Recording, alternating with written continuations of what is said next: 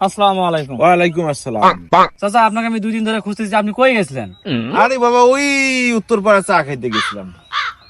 আপনারা যে মাসের বেতন নেন, এই বেতনটা দেওয়ার জন্য আমি খুঁজতেছি। আরে বাবা, আমি তো কোনো কাজ কাম কিছু করি না, আমার আবার বেতন? হ্যাঁ, আপনার একটা বেতন আছে, আপনাকে আগে বলেন, আমি তো কোনো কাজ কাম করি না, বলেন কিসের বেতন?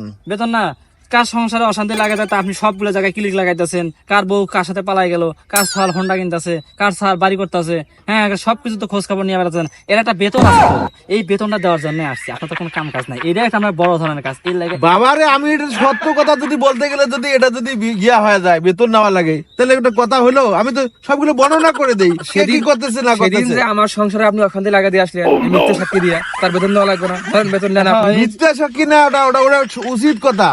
না, আপনি উচিত মিথ্যে কথা সাক্ষী বলতে দিয়েছেন এটা। এরা তামসা শুরু করে দিচ্ছে রে। হ্যাঁ,